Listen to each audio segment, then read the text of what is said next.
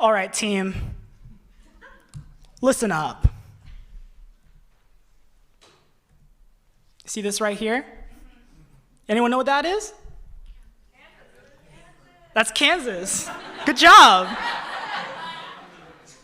That's where I'm from. That's where I grew up.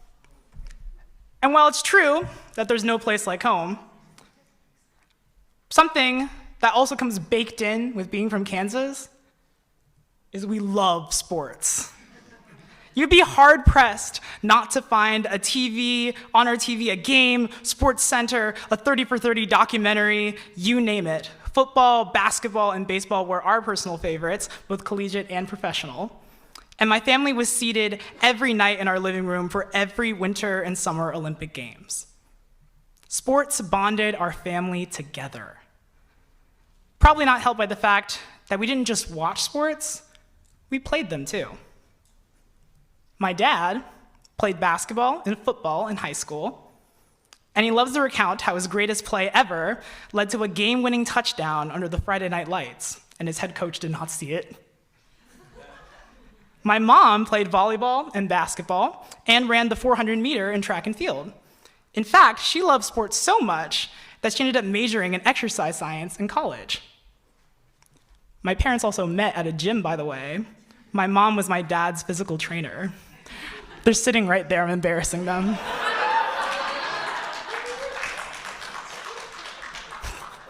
My family loves sports.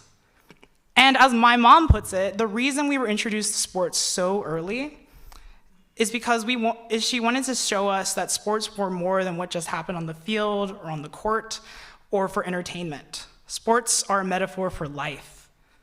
Sports were something that we could study to write our own lives with. The winning, the losing, the stories behind the athletes, the preparation, the dedication, the heartbreak, the triumphs. And thanks to that and these amazing humans, these people became some of the biggest inspirations of my childhood. But I'd be lying if I said that being in the Midwest suburbs, it wasn't a ritual to get your kids into sports as early as possible. And my older sister danced and still dances, she's up there. And my older brother played football and basketball. And while my younger sister danced, I attempted a series of rigorous athletic events destined to follow in my family's footsteps. I played baseball. Crack. I ran the wrong way around the bases. True story. I played basketball. Shoot. Rejected. I could not shoot for the life of me, and I was certainly not gifted in the height department. I distinctly even recall trying gymnastics. But I also distinctly remember much rather wanting to swim in the big pit of foam blocks. Perhaps sports just wasn't for me. Maybe I just wanted to sit and draw cartoons all day. But that was when I was enrolled in the sport that changed everything. Oh. That's right, real football. So this is me. I don't know what it was about this sport specifically, but I played soccer for not 1, not 2, but 12 years of my life. And this resulted in some of the most memorable and formative experiences of my childhood. Also, this is me looking very upset at a referee for some reason.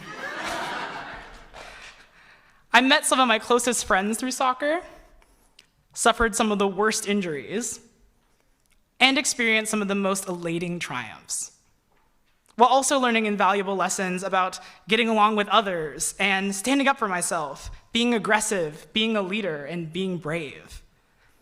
But I also will admit that I was a really small and really sensitive kid. And I was also taught some lessons about toxic masculinity and bullying, elitism, peer pressure, and poor mentorship. But something kept me coming back to the game. And honestly, it was probably my friends and my favorite coaches along the way. But while all this was happening, I was also coming to terms with something else in my life. Something that made me feel different than the other boys on the team. Like perhaps I wasn't a boy at all. Something that made me feel really weird in my body, and something that I pushed really, really deep down until I came to college. Oh. I discovered I was transgender. Dun dun dun. So, I'm trans non-binary, which is just a way to say that I'm somewhere in the middle of boy and girl. And something that I never really had a word for when I was growing up until I came to college in Boston. It was also something that I pushed way down for a while because I grew up in a very rural, conservative part of the US. And I think a lot about how uncomfortable I would have been if I had come out in high school. I think back to my experiences playing soccer, a sport with very specific gender divides, and I wonder, would I have been able to find belonging if I was out as a trans and queer person back then? Where do we belong in sports? And that was the spark of my latest comic and thesis project, Offsides. Offsides is a story about two soccer teams, a boys' team and a girls' team, and two players whose love for each other breaks down barriers between their two rival factions. It's kind of like Romeo and Juliet meets Bend It Like Beckham. So let's kick this off. This is Kamaria, a 16-year-old trans girl who is very good at soccer. This is Alex, a 15-year-old boy who's really, really, really, really bad at soccer. They fall in love with each other. Aww. Chaos ensues. It's summertime, and teams across the state of Nebraska, yes, Nebraska, are brought to train together and play each other for the Summer Cup. Alex just wants to be skilled enough to keep up with his new team in his new town. And when he spots Kamaria just one field over, he gains the utmost respect and admiration for her and her skills. But not a crush, obviously. It's just mutual respect, okay? A chance encounter is all it takes, and it starts on the very first day of the summer soccer tournament. I got it! Alex, here! That's yours, Diaz! Alex, I'm open! Pass! Dunk!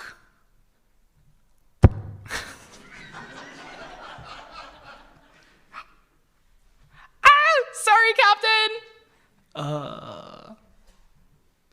Keep it up, Diaz! Way to go! Way to go when he's slower. Come on, boys. Let's show some support. Good hustle, Diaz! Good hustle! Slow clap. Get ahead on that, Diaz! Yes, coach!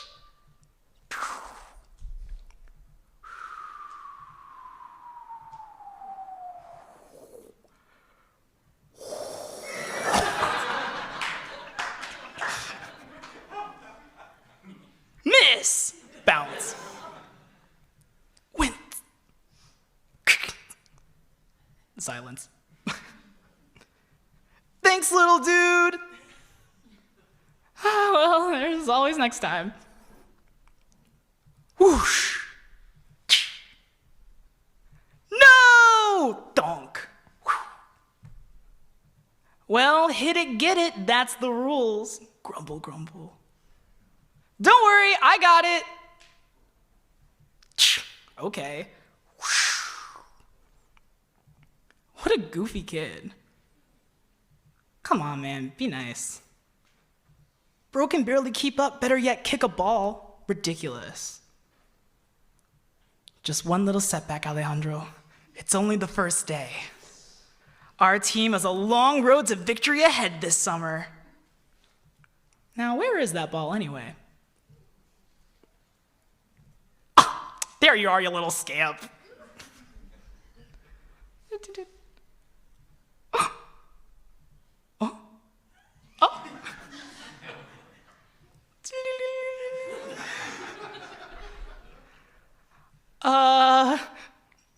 I think this is our ball. I'm really sorry. Oh, it's okay. Dead.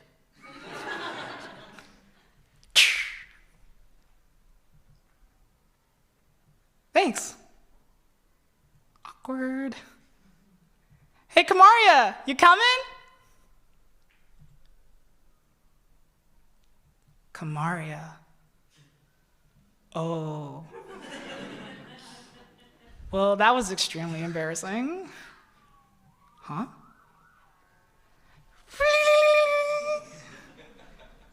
She's really good. Diaz! Ah, sorry!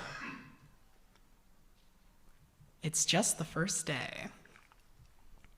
It turns out Kamaria is a new recruit on the girls' team, and one of the only 2 trans players on our team. She's just learning how to fit in, and she's great at the game, but she has a lot of trouble making friends. And the pressure to live up to the expectations of her coaches and her parents is sometimes too much for her to handle. So eventually, Kamaria does reluctantly train Alex to become a better player, and Alex is a social, extroverted butterfly who tries to help Kamaria break out of her shell and fight her own self-doubt. It seems like a match made in soccer heaven. If only their 2 teams didn't hate each other. Historians like to say that the Brookside boys and Lakefield girls rivalry goes as far back as when the 2 teams first practiced next to each other. They may not play each other in official games, but they just get on each other's nerves. Pranks, heckling, heartbreaking. 2 coaches that hate each other for some reason. The 2 teams couldn't be more different. Let's get to the lineups. The Brookside Boys, a disorganized, chaotic, underfunded program founded by the city of Brookside to keep the boys out of trouble. There are a few boys who are really in it to win it, and they sometimes struggle to get everyone focused. The ultimate goal of this training camp is to bring the team together to practice over the summer and get ready for the fall season ahead, but mostly just to give these boys something to do. Some of their most notable players include number 9, Will Robinson, forward and team captain, dedicated and determined while struggling to keep the full team focused, like Ronnie over here, pictured going live on InstaSnap. Number 6, Caleb Crash Erickson, defender, smallest on the team, and who would gladly throw himself into danger to protect his defensive line. I played with one of these guys in high school, he's nuts. Number 14, Saketh Sani, who would much rather draw manga, really important plays, in his notebook instead of actually playing. And Alex, as we know, who is just bad at everything on another level of bad. We love him though.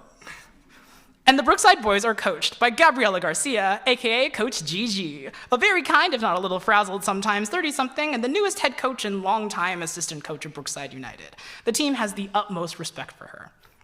Then there's Lakefield Heights FC, very serious, very elite. LHFC have been the undefeated regional champs for over a decade, until last year when the team choked in the semifinals to Sporting Garden City. The ultimate goal of this training camp is to get LHFC back in shape and ready for the fall season, as well as reinstate that winning spirit, whatever it takes. Some of their stars include number 10, Samaya Santos, forward and team captain, disciplines the girls hard, keeps them in check. Try not to get in trouble with coach, but you definitely do not want to get in trouble with Samaya. Number 9, Jillian Henry, a midfielder and star player in her own right, adores performing for the crowd and loves trick moves in the game. The team party is always at her house. LHFC even has a trainer, Becca Jackson, high school graduate studying sports science at Lakefield Community College, extremely supportive, very kind, and a bit overprotective of her little sister, Kamaria, pictured here getting super embarrassed. Lakefield Heights FC is coached by Coach Olivia Phillips, aka Coach Liv, the serious-natured 10-year coach of LHFC, and the laughingstock again of last year's season because of that defeat. If she raises her voice at you, you are in big trouble. And of course, we are playing full teams here, so there are many, many characters where that came from. And the 2 teams speculate a lot about what caused these 2 coaches to hate each other so much. But what they don't know is that they used to play on the same team. Oh my God, they were teammates. I wonder what happened between them. Back in the present, Alex and Kamaria train together under moonlight to avoid the speculation of their teammates. But as their love grows for each other, it becomes harder to hide it during the day. What will happen when these 2 teams clash? So many questions, calm down. Of course, Offsides is a story about soccer, but it's also a story about relationships, love, friendship, mentorship, and the fun of playing together. I also think romance lends well to the overall vibe of the story, one that, even though focuses on a sport that's typically traditionally depicted as rough and action-oriented and even violent, can instead be depicted through something that is light and soft and nostalgic, and one that exudes queer joy around every corner. And don't worry, there are many, many more queer pairings and characters to introduce even beyond the main characters. A story that could go on for a very long time. So team, I want to end with one more thought before we head back out on the pitch of life. As we know, we live in a pretty tumultuous time right now in our nation's history. It's rough out there when an administration is outwardly not only just not acknowledging, but completely erasing our existence. And recently there's been a discussion from the US government about banning trans kids from sports. If you want to talk about fairness, something that's not even a problem on a collegiate or a professional level, something that actually puts trans people at a disadvantage compared to their cisgender peers, something that attacks a mere less than 1% of the population, we can talk about that in the gallery after the show. And like I said at the beginning of this presentation, Offsides is all about answering that question. Where do queer kids belong in sports? Wherever they want!